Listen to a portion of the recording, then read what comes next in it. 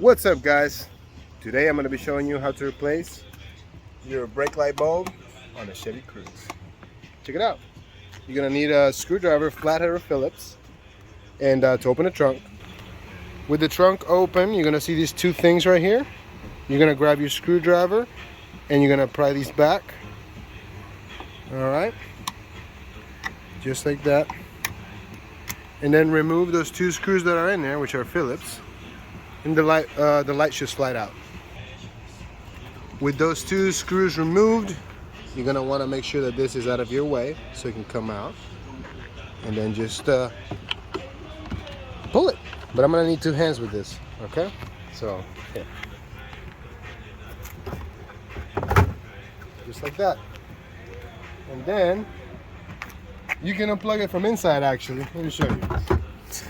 If you tear this back, you may have something right here, but you take this back and you will see that your headlight or your light bulb is connected back here.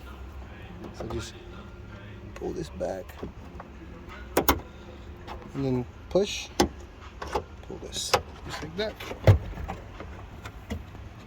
Now it's gonna come right out. Boom. And then you can take this out and change your bulb.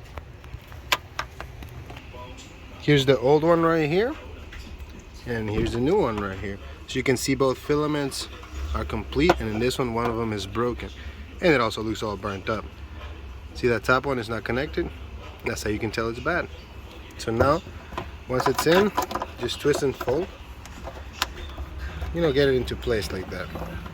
The number of bulb that you need is going to be 30-50 set. There you go.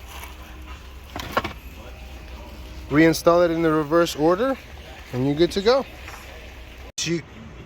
Once you connect this back in, have a trusty associate step on the brake for you while you verify that the light works. And it works.